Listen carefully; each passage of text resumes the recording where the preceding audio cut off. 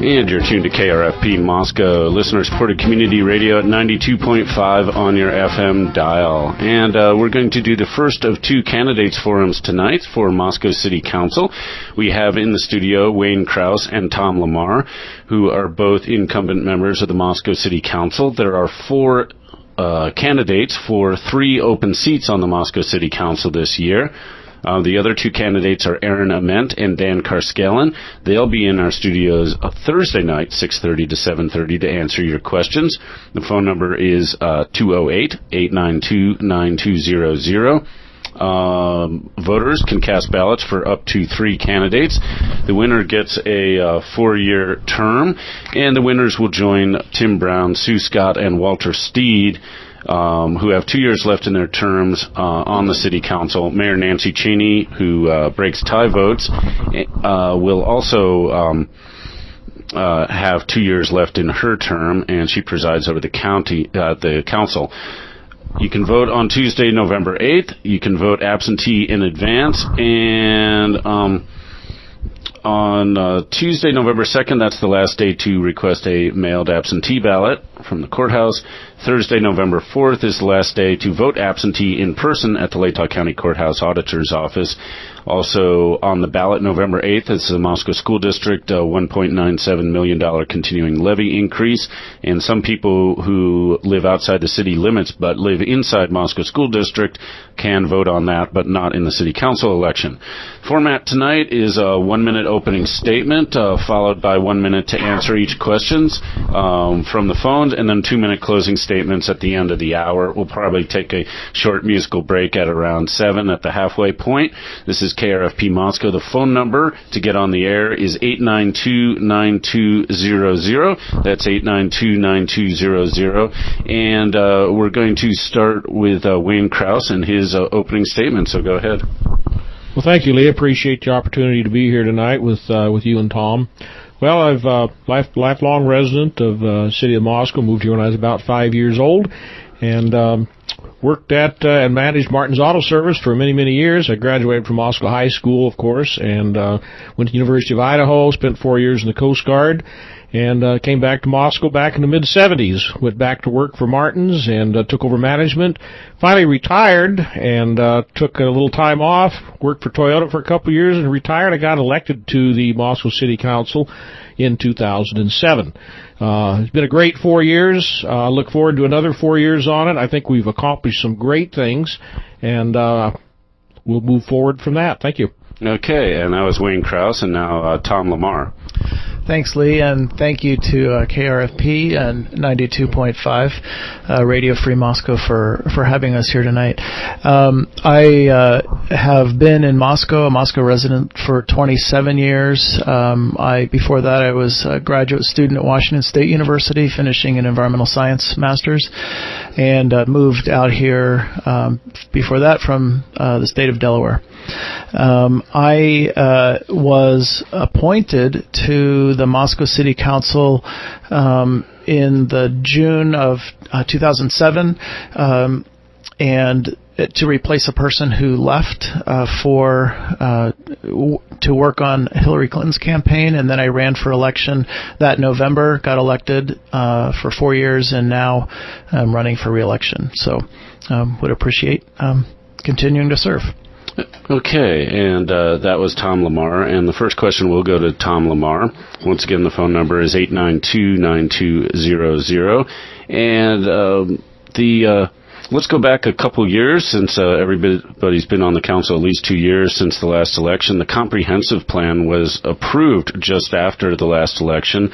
What impact will that have on zoning around the community, and what's the public participation going to be? Well, I'm pretty happy with the comprehensive plan that we approved. I served on there was a steering committee in advance of being on city council, so I was involved in some of that for a bit beforehand. I think that there's some great opportunities within the comprehensive plan to look at lots of different issues and develop the community as we like, with a multimodal transportation focus, making sure that we're able to look at all of those different issues as we develop the community, zone the community, and move forward with development within those zones. There's a lot to still do. We have a legacy crossing overlay zone that needs to be done to line up with the comprehensive plan and other work as well. Okay, and that was Tom Lamar, and now Wayne Krauss. Well, Lee, the comprehensive plan was quite a work in progress for it. It took all of 2 years just to get it completed. It was a long process with a lot of community involvement. As Tom said, citizens committees that were on that. There was anywhere from 10 to 15 people, I think, that were involved in that. Then it had to come through planning and zoning, came through city council. And the reason for the comprehensive plan rewrite was because land use is becoming different now, and between sustainability and in smart growth, and smart growth defined as mixed-use development. And we found that with the comprehensive plan rewrite, mixed-use development became a much more viable option.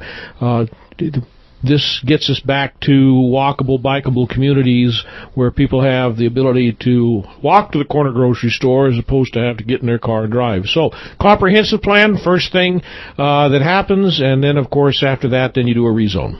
Okay, and that was Wayne Krauss. Now, the next question will go to Wayne first, and Tom Lamar mentioned the Legacy Crossing Overlay Zone.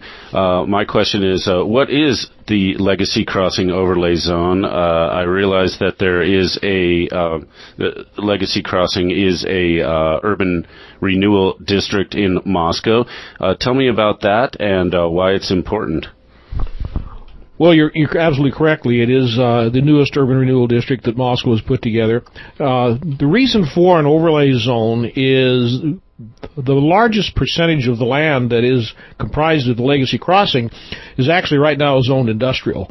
And depending upon the type of use, you'd go in for a different rezone to see where you're going to do your development. By putting in an overlay zone, this is going to define what the land use issues are going to be, and it's going to give developers an idea exactly what they can do. It's going to give them a better blueprint of what can be put into that land.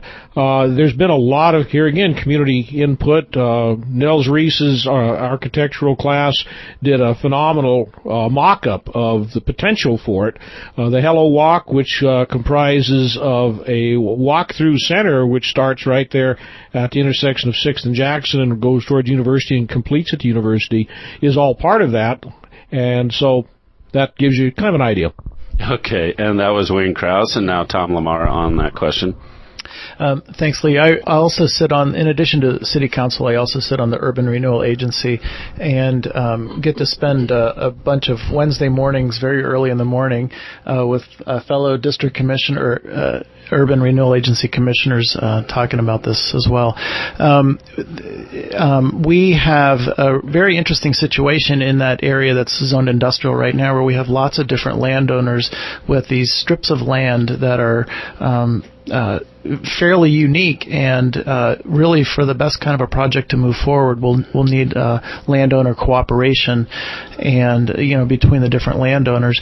And in order to get that, it's the overlay zone will really help us communicate best use and ideas for that land to be developed. So it works with all the different between that area between the downtown and the university.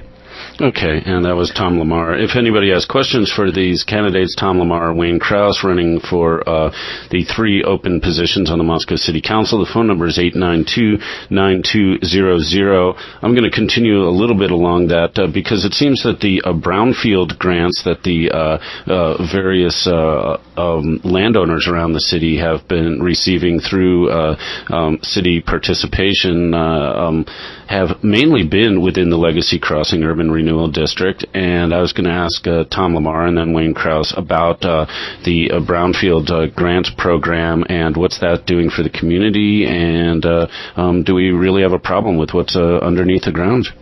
Well, yeah, the Brownfields grant is to help us assess what might or might not be under the ground in various areas. So a lot of this areas is zoned or has been zoned industrial, so there have been all sorts of different projects taking place.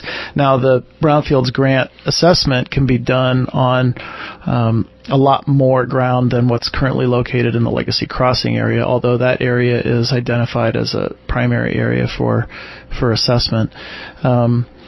So we do have an opportunity to try to figure this stuff out and get it cleaned up.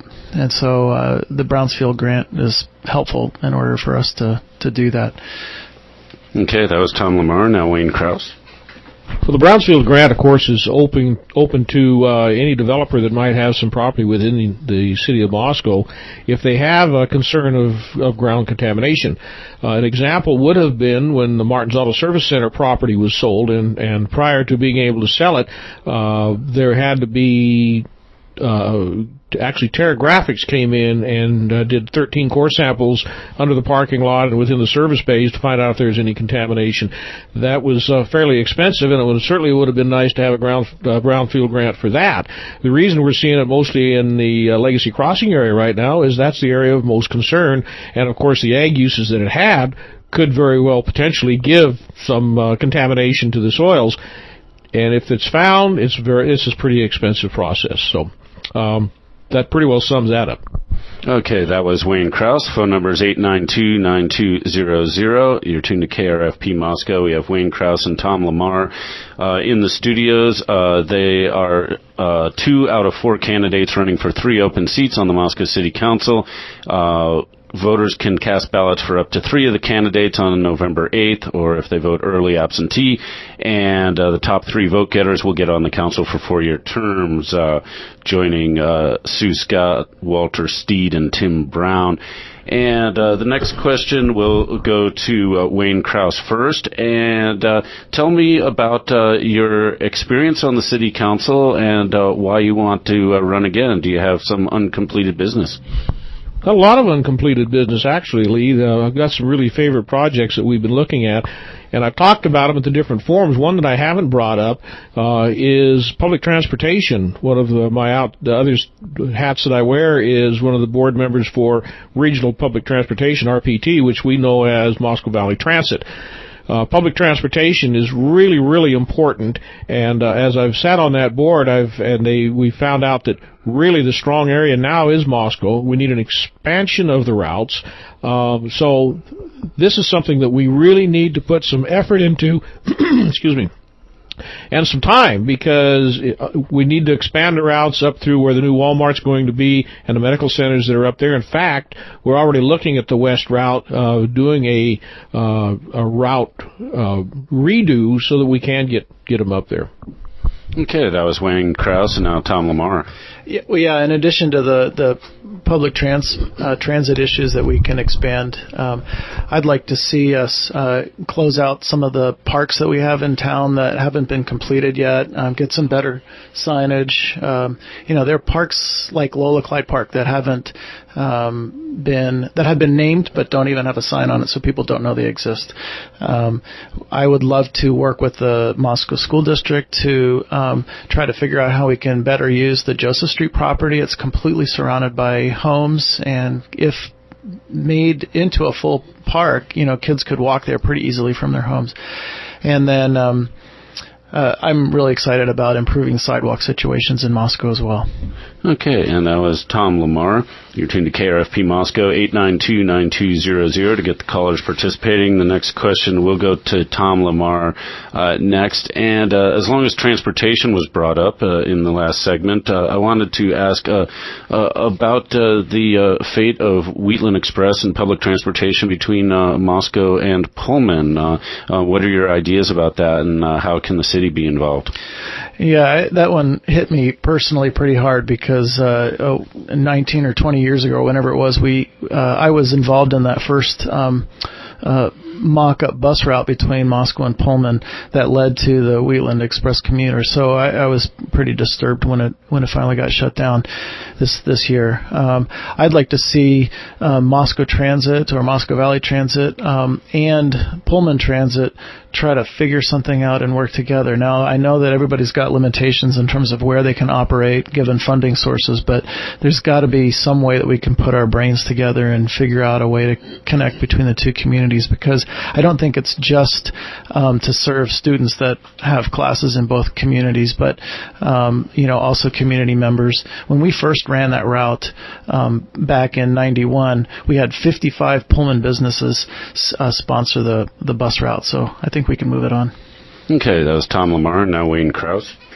Well, that is an issue that RPT, Regional Public Transportation, Moscow Valley Transit, has looked at. We were really concerned in losing that funding because Valley Transit was using that funding at the time as a soft match for state and federal grants.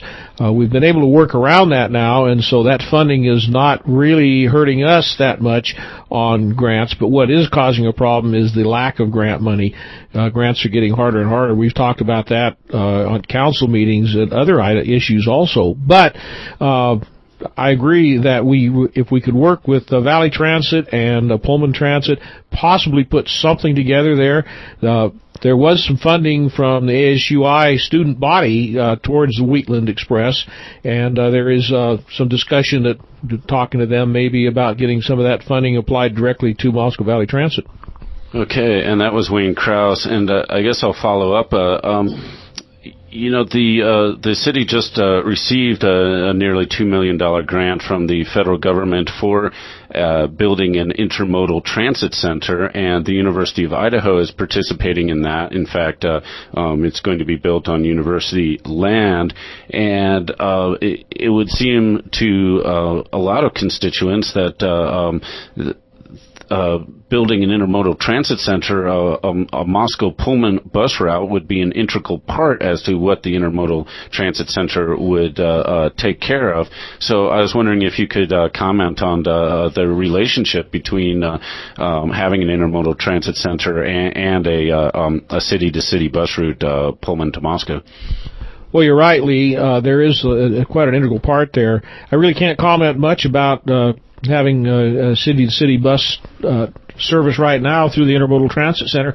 Obviously, if we could put one together, that would be the hub for it. But the Intermodal Transit Center is going to be a great facility that's going to be sitting right at between Sweet Avenue and College Avenue.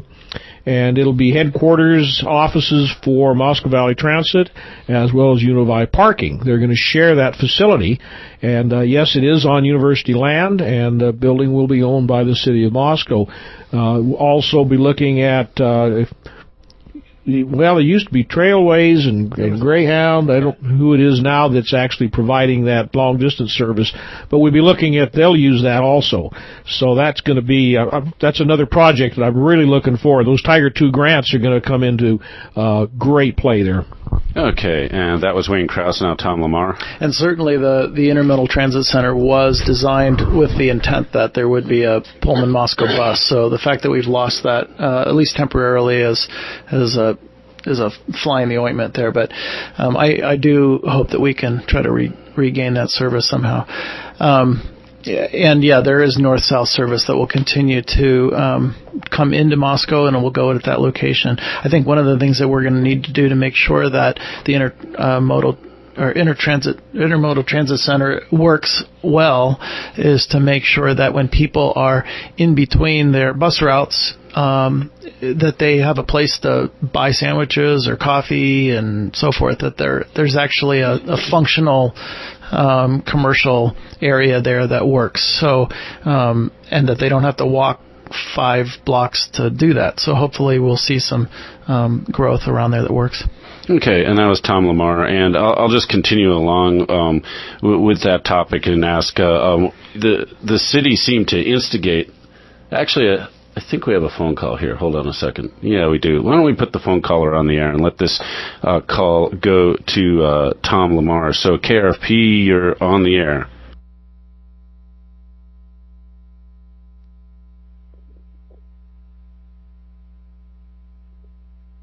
Okay, well, they either hung up or... Hi, oh, there you are. Okay, hold on a second. Go ahead. Sure. I had a question. I wondered what the two candidates thought the costs and benefits were of both the farmers market and Walmart in town. Okay, did you get that, Tom? The cost and benefits of... Cost and benefits Walmart of Moscow and Walmart and Farmers Market? Yeah. Okay. Well, in terms of actual dollar costs, I don't actually know how much the Walmart costs or the farmers market, but in terms of community costs and benefit, I think that both have a valuable place. I spend a lot of time at the Moscow Farmers Market. In fact, I'm there every weekend. I don't think I've ever spent that much time at Walmart, but I'm sure that it is definitely a necessary place for people in town. But I, and along with many other people, spend a lot of time at the Moscow Farmers Market when it's open during those 6 months out of the year. Okay, I think it's huge for the town. Okay, that was Tom Lamar, and now we'll go to Wayne Krauss. Well, I don't have a cost analysis on the farmers market. Obviously, the city has some expenses involved in doing that through the streets department and public safety. But the farmers market is huge. It's the most successful farmers market, and I believe it's the oldest farmers market in the state of Idaho. And it just continues to grow and grow with exceptional benefits for everybody that participates at it. As far as Walmart, I wouldn't have a clue what they're spending. We'd have to go back and see what their building permits cost. It wasn't cheap by any stretch of imagination. Benefits-wise, I know the folks at Applebee's are certainly going to be looking at the benefit because they saw their business drop off when the old Walmart shut down, and they're quite anxious to see Walmart open back up again. It's going to increase the traffic up in that area. It should increase the traffic in the rest of the shopping areas in Moscow, so there'll be some payback there also. Sales tax, people concerned about the sales tax and how much will Moscow receive from the sales tax because once Walmart opens up again, and that's a really difficult figure to come up with simply because that sales tax goes to the state and the state then apportions it back to the cities. Okay, and that was Wayne Krauss. 892-9200 is the number if you have a question for candidates Tom Lamar or Wayne Krauss, Moscow City Council. And I'll follow up with a related question about the change in the big box store ordinance, otherwise called the large retail establishment ordinance. This will go to Wayne Krauss first. It was changed this year at the request of the Moscow City Council. The Council asked the Planning and Zoning Commission to write up a new version of the large retail establishment ordinance that would eliminate the conditional use permit process, and along with that, the public hearing process and other changes that come along with the conditional use process when awarding building permits to new stores larger than about 40,000 square feet, I think was where it kicked in as it was originally passed back in 2007. The Planning and Zoning Commission recommended that stores larger than 90,000 square feet still would have to follow the conditional use permit process and the public hearing process. The Moscow City Council did not like that and voted against that just in the last couple months. I was wondering if you could comment on the reasoning behind completely eliminating the conditional use permit process for new large retail establishments in Moscow. Let's go to Wayne Krauss first. Well, that's a pretty hard question to answer in 60 seconds, Lee, but I'll give it a shot. The conditional use permit process left some unknowns to a developer that wanted to come in. They'd spend money looking at property. They'd find it's already zoned and should by right be able to build there, but they still had the unknown of going out applying for a conditional use permit. The public hearing process belongs really at the zoning stage. If you look at Title IV of the city regulations, which is your zoning ordinances, it lists by right what each zone can have built in it. And so once the public hearing process starts on rezoning property, the public hearing is held. Your planning and zoning and your city council know what's available and what can be put in and by right can be built in those zones. So if they're going to zone something, whether it's neighborhood business or whether it's motor business or whether it's a residential zone, They know what can go in there by right. That gives the developer the opportunity to come in with a known set of values, look at the design manual and say, okay, I know what I need to do, and now I can get the job done. Okay, that was Wayne Krauss, and we'll go to Tom Lamar on that. I believe I was the lone vote on keeping some aspect of the conditional use permit still in place. I made a motion to approve the planning and zoning recommendations, and when that came to a vote, I think I was the only person that voted for it. So I saw a value in those establishments that were over 90,000 square feet to still have some opportunity for the public to comment on that. Okay, and that was Tom Lamar. The phone number at the radio station is 892-9200. We're coming up at 7 o'clock, so I guess we'll call it halftime, and we'll take a quick musical break. And in the studios are Tom Lamar and Wayne Krauss, 2 out of the 4 candidates who are running for 3 open seats on the Moscow City Council. The other candidates are Aaron Ament and Dan Karskellen. Dan Karskellen, Tom Lamar, and Wayne Krauss are incumbents. Aaron Ament also has served on the city council in the past. So all these folks have experience, but only 3 people can get elected. It's sort of the one person off the island. And actually, let's take this phone call as long as we've got it. So, caller, you are on the air. Hi, I was wondering if the candidates could speak to their support or not of the levy, the Moscow School District levy. Okay, thank you for that question. That'll go to Tom Lamar first. Thanks. I am very supportive of the levy and have written a letter of support for it and have encouraged others to support it as well, and look forward to seeing that pass. I feel that it's important on a lot of different levels. Of course, it's going to be important for our students. It's going to be important for our families, but it's also going to be important for our businesses to see that pass, because businesses that either grow or move to here to Moscow are going to want to know that the community takes our education system seriously and that we're willing to get behind it and support it. So, yeah, I want to see it pass. And that was Tom Lamar, and we'll go to Wayne Krauss. Well, I, too, support the school levy. And this is a personal choice. It's not an official position, and I don't think the City Council would take an official position on that, but I do know that everybody on the Council is supporting it on an individual basis.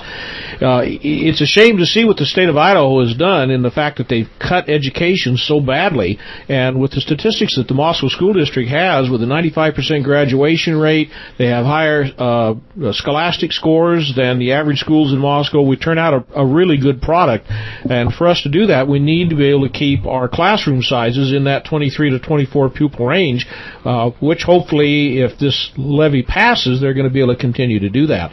So until the state legislature decides to step up and figure out a different way to fund public education, we're going to have to step up and do it on our own. Okay, and that was Wayne Krauss. Tom Lamar and Wayne Krauss are in the studios. The phone number is 892-9200. This is KRFP Moscow, 92.5 on your FM dial, krfp.org or radiofreemoscow.com on your internet browser. We'll take a quick musical break, and we'll be back.